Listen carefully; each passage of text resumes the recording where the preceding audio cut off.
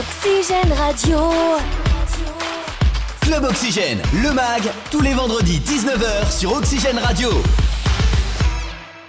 Bonsoir à tous, bienvenue dans Club Oxygène, votre émission 100% sport, 100% Mayenne. On reçoit ce soir Mamadou Samassa, le gardien du Stade Lavallois. Les performances incroyables de Laval cette saison, son rôle de gardien, ses clean sheets ou encore dans la tête d'un gardien lors d'un face-à-face, on en parle. Mais avant tout ça, le sommaire. Donc Club Oxygène, ce soir on parle du Stade Lavallois, évidemment avec Mamadou Samassa, on aura aussi du basket, du hand ou encore plein d'autres petites actualités. Mais tout de suite, notre invité. Club Oxygène. L'invité. Mamadou, tu es arrivé en début de saison après quelques mois sans jouer, en Malaisie notamment. Est-ce que tu t'attendais à être aussi vite au haut niveau avec Laval ? Bonne question. Non, mais c'est vrai qu'après la Malaisie, j'étais libre pendant 6 mois. J'étais chez moi pendant 6 mois et j'ai eu la chance de pouvoir venir à Laval en Ligue 2, dans un championnat très compétitif. Voilà. Aujourd'hui, je suis très content d'être ici. Je savais qu'en venant ici, c'était le bon choix. Donc voilà, ça se passe bien. Voilà, il faut continuer comme ça. Est-ce que tu as eu peur de te dire j'ai passé du temps sans jouer, il va falloir que je gagne mes galons, est-ce que je vais retrouver mes repères? Est-ce qu'il y a eu ce petit doute avant de commencer? Oui, forcément, parce que c'était quelque chose de nouveau pour moi, sachant que depuis très longtemps, j'étais professionnel et le fait d'être sans club pendant 6 mois, c'était très long. Et du coup, forcément, on se pose des questions. Est-ce qu'on a encore le niveau? Est-ce qu'on peut encore faire ce qu'on faisait avant, etc. Donc, pas mal de petites questions. Mais après, au final, voilà, je suis tombé sur un très bon groupe qui m'ont bien accueilli. Et du coup, les doutes sont vite partis, quoi. Ouais. Ce passage en Malaisie, est-ce que tu peux nous en parler? Déjà, pourquoi tu avais fait ce choix? Et qu'est-ce que tu as appris? Et comment est le championnat là-bas un petit peu? Ouais, c'est vrai que Malaisie, c'est vrai que c'est peut-être un championnat un peu surprenant. Un pays un peu surprenant par rapport au niveau du foot, mais quand j'étais là-bas, c'était sans regret, parce que j'ai pas mal d'amis, même mon cousin Samassa Mamadou aussi, qui s'appelle l'attaquant, qui a joué là-bas aussi. Du coup, il m'a dit pas mal de bien dans ce pays, que c'était un pays exotique, que je me sentirais bien, et que le championnat était pas mal aussi. C'est vrai que arrivé là-bas, j'ai vu que c'était quand même un championnat où il y avait 2-3 équipes avec de très bons joueurs. Je dirais qu'ils ont quand même un niveau Ligue 1, après d'autres équipes qui étaient un peu moins bonnes, on va dire. Mais dans l'ensemble, j'ai passé une super saison là-bas, c'était vraiment bien, tant sur le plan humain que sur le plan footballistique. Et le niveau du championnat, est-ce qu'on pourrait le comparer à un championnat ici ou des équipes, ça équivaut à quoi à peu près? On va dire, parce qu'on va dire il y a 2-3 équipes avec des grands joueurs qui, je pense qu'ils sont vraiment niveau Ligue 1, niveau Ligue 1, niveau Coupe d'Europe. Après, il y a quand même aussi un contraste avec les équipes qui sont un petit peu en dessous, où le niveau, je dirais qu'il est quand même assez bas. Donc, c'est un petit peu... c'est déséquilibré un petit peu aussi. Ouais, voilà, parce qu'il y a souvent on va dire, les 2-3 premières équipes qui finissent à chaque fois en haut du tableau. Ouais. Et les derniers, voilà, il y a comme une bonne différence. Ok. Tu as découvert ici un nouvel entraîneur des gardiens, du coup, Anthony Corr, je sais pas si je pense pas que tu l'aies déjà eu avant, peut-être le connaître un petit peu, et quelle est ta relation avec lui, du coup? Ouais, ça se passe bien avec aussi les autres gardiens. C'est vrai qu'Anthony, on s'était connus quand on était jeunes à Guingamp. Moi, j'étais en 16 ans, lui était en 18 ans. Du coup, du coup, on faisait des spécifiques gardiens. Et aujourd'hui, on se retrouve, c'est mon coach des gardiens. Non, il était au centre de formation en tant que joueur? Oui, voilà, en tant que joueur, voilà. Et aujourd'hui, on se retrouve au Stade Lavallois. C'est mon coach des gardiens. Non, ça se passe bien. On travaille bien dans la joie et la bonne humeur. Et voilà, c'est vraiment quelqu'un que j'apprécie beaucoup, qui est exigeant envers lui-même et envers nous-mêmes. Donc voilà, ça se passe bien pour progresser. Comment ça se passe quand on change toujours d'entraîneur des gardiens? Est-ce qu'on apprend toujours de nouvelles choses? Est-ce que, même à ton âge, Mamadou, est-ce qu'on peut toujours apprendre avec un nouvel homme qui nous coach? Oui, bien sûr, parce que chaque entraîneur des gardiens, ils ont leur manière de faire. Ils ont aussi des manières différentes. Donc forcément, j'apprends avec chaque entraîneur des gardiens.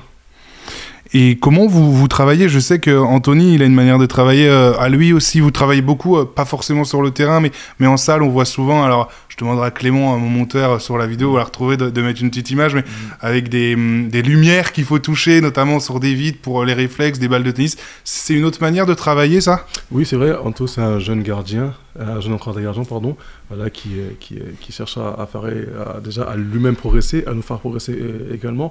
Donc c'est vrai qu'on fait beaucoup de travail déjà sur le terrain, on fait aussi du travail en salle, dans tout ce qui est cognitif, comme vous avez dit, avec des lumières. Donc c'est quelque chose que j'aime beaucoup aussi. Je trouve pour la concentration et pour la vitesse des réactions également, c'est important. C'est ça, ouais. Le but, c'est de travailler quoi quand vous faites tout ce travail plutôt en salle? Tout ce qui est dans la vision périphérique, ou soit vitesse de réaction. Quand par exemple il y a des lumières, on doit toucher les lumières le plus possible. Ok. Alors les gardiens, on dit souvent que c'est un poste à part dans le foot, c'est le seul qui joue avec les mains, c'est un poste plutôt particulier. Est-ce que toi tu te sens différent ou pas forcément toujours avec les autres? Comment tu vois la chose? C'est vrai que gardien c'est un poste quand même à part, parce qu'on est dans le but, on voit tout le monde. On voit tout le monde et voilà, on joue avec les mains. Donc c'est quelque chose que j'aime beaucoup. Après, c'est vrai que c'est un poste ingrat, on va dire aussi, un poste à responsabilité. Mais voilà, après, on est là pour aider l'équipe, parce qu'on voit vraiment le jeu face à nous. On essaye de les guider le mieux possible. Et après, voilà, quand le ballon arrive, faire des arrêts. T'as toujours voulu être gardien dans ta vie? Moi, à la base, j'étais attaquant. Okay. J'aimais beaucoup Paoletta, pour la petite histoire. Ok. Et après, j'ai été au but à l'âge de 11 ans. À partir de 11 ans, j'ai été dans les buts. Et tu les as plus quittés? C'est tard quand même, ouais, à l'âge de 11 ans. Ok, du coup, tu ressemblais à Paoletta ou t'aimais Paoletta? Non, j'aimais Paoletta. J'aimais son sens de finisseur. On aurait pu avoir deux Mamadou Samassa attaquants, du coup. Ouais, c'est mon cousin, ça. Ouais, c'est ça. Qui est attaquant. Ok. Je voulais te parler aussi de ce poste en match. Tu parlais de tout ce qui est intellectuel, comment on réfléchit. Lors d'un face-à-face, est-ce que tu as le temps de réfléchir? Les choses vont évidemment très vite. Est-ce que tu as le temps de réfléchir? Il va tirer de ce pied, il va faire ça. Comment ça se passe en face-à-face? C'est vrai qu'en face-à-face, faut essayer de prendre le dessus sur l'attaquant. Voilà, essayer d'anticiper qu'est-ce qu'il va faire. Ou soit l'amener, le forcer à faire ce que nous on veut, mais c'est vrai que des fois ça va très vite, des fois t'as pas le temps de réfléchir, voilà, c'est plus au feeling, plus au feeling, mais c'est vrai que ça va très vite. Après c'est vrai qu'il y a des attaquants qui sont vraiment très forts en 1 contre 1, voilà, à nous de faire en sorte de donner le moins d'indications possible. Le plus dangereux c'est... Eux, ils essayent de cacher, de frapper le plus tard possible, et vous essayez, c'est quoi? C'est un duel aussi mental, de rester debout Oui, voilà, c'est ça, un duel aussi mental, de rester le plus longtemps debout et donner le moins d'indices possible. Parce que par exemple, si tu vas te coucher, lui, il va voir que tu commences à te coucher, du coup, il va ouvrir son pied ou le fermer. C'est vrai que c'est très subtil aussi. C'est un jeu finalement entre l'attaquant et le gardien qui va très vite. Oui, exactement. On voit, alors il y a des choses qui sont sorties sur Emiliano Martinez, ce fameux duel face à Kolo Muani en finale de Coupe du Monde avec la France, où il fait semblant de partir d'un côté pour revenir de l'autre. C'est aussi ça, le gardien, il doit un petit peu duper l'attaquant. Ouais, voilà, c'est vrai que après, c'est vrai que son arrêt, il reste quand même incroyable, parce que c'est quand même, on va dire, je pense, l'arrêt du match. Ouais. Parce que si Kolo Muani marque, la France gagne. Et voilà, le gardien permet de rester encore dans le match. C'est vrai que c'est un duel assez surprenant, parce que comme ça va très vite, il a réussi à la sortir. Tu as des modèles, toi, justement, dans le foot ou dans les gardiens, ou des gens qui t'inspirent à ton poste? J'aime beaucoup Steve Mandanda, c'est un gardien que j'apprécie énormément, qui est là encore, même à 39 ans, qui est encore en pleine forme avec le Stade Rennais. Ça donne des idées. Ouais, ça donne envie encore de jouer longtemps. C'est un poste, c'est vrai, gardien. Déjà, les footballeurs jouent de plus en plus longtemps. C'est vrai que gardien, on peut peut-être durer plus longtemps aussi. Ouais, c'est vrai. Gardien, quand on voit aujourd'hui Mandanda qui a 39 ans, Manuel Neuer aussi qui est quasiment le même âge, et Buffon qui a jusqu'à peut-être 42 ans.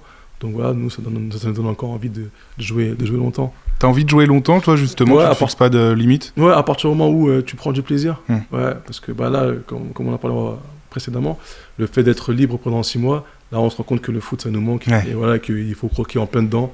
Et que voilà, à partir du moment où on prend confiance, où on prend du plaisir, et on est encore bien physiquement, voilà, il faut, comme on dit, nos limites. Ça m'amène à la question suivante. On prend du plaisir tous les jours à se lever, à venir à l'entraînement, ou il y a des fois on se dit, je resterai bien chez moi, là en plus c'est l'hiver, il fait un peu froid, ou on prend du plaisir tous les jours? Je vous cache pas que des fois, il y a peut-être des jours où tu as peut-être moins envie d'aller à l'entraînement. Mais bon, c'est vrai que moi, par exemple, le fait d'avoir été 6 mois comme ça sans club, peut-être ma mentalité a peut-être changé. Ok. Ouais, je vois les choses peut-être différemment. donc je vois les choses différemment. Donc voilà, mais c'est vrai que parfois on a peut-être moins envie d'aller à l'entraînement. Mais c'est normal, c'est comme tout boulot, des fois il y a des moments où tu es un peu plus fatigué, etc. Mais après, ça reste quand même un grand plaisir de s'entraîner. Ces 6 mois, finalement, alors ça fait toujours mal, mais ça t'a permis de te remettre en question, j'imagine, sur certaines choses. Oui, bien sûr, notamment aussi dans tout ce qui est après-carrière, etc. Tu vois les choses différemment, tu fais des choses que tu faisais pas pendant que tu étais en tant que joueur, parce que tu n'as peut-être pas le temps. Donc voilà, donc franchement, c'était vraiment que du positif. Ouais. Vraiment, c'était du positif. Ouais, on prend... Tu l'as tourné en positif, voilà, finalement. Même si sur le coup, voilà, ça pique un petit peu, ça pique un peu. Mais bon, voilà, après, c'était un choix. J'aurais pu partir dans des pays étrangers, mais je voulais chercher plutôt un challenge en France. Okay. Donc voilà, après, à partir du moment où c'était mon choix, et voilà, il fallait accepter, il fallait en faire du positif, quoi. Ça s'est fait comment, justement, que tu reviennes à Laval, parce que tu étais un petit peu sorti des radars. Comment ça s'est fait? Est-ce que Anthony Corr a joué là-dedans? Comment ça s'est fait, justement? Franchement, ça s'est bien passé. Il y a eu un super bon feeling. Déjà, Anthony, je le connaissais. J'ai eu le président et le coach au téléphone et José. Il y a eu vraiment un super bon feeling et ça s'est fait rapidement. Okay. Donc, je connaissais Laval parce que moi, je suis de Guingamp. Oui. Donc, Laval, on va dire c'est comme la Bretagne, c'est proche. T'es pas loin. Puis t'es venu jouer, j'imagine, déjà. Oui, voilà, plusieurs fois. Donc je connaissais bien Laval, quoi. C'est difficile pour un gardien d'être jugé sur parfois seulement un arrêt que tu vas faire à la dernière minute ou pas, justement. Tu peux prendre un but à la dernière minute aussi sur une seule action. C'est difficile, ça. Ouais, c'est vrai que c'est un poste quand même assez ingrat. Parce que par exemple, tu vas faire des super arrêts pendant tout le match et à la fin du match tu vas faire une petite erreur, vous allez perdre sur cette action là et on va plus retenir cette erreur là, mais bon voilà, c'est comme ça, mais bon, c'est quand même un plaisir d'être gardien parce qu'on prend beaucoup de plaisir et c'est un poste à responsabilité quand même. Avant de parler de la Coupe d'Afrique des Nations qui a bientôt lieu, Mamadou, on parle de la Coupe de France. Alors t'es pas le gardien titulaire jusqu'ici en Coupe de France, mais tu connais plutôt bien cette compétition. Est-ce qu'il y a une recette, un secret pour réussir? Ouais, après la Coupe de France, c'est quelque chose de formidable. J'ai eu la chance d'avoir gagné la Coupe de France avec Guingamp.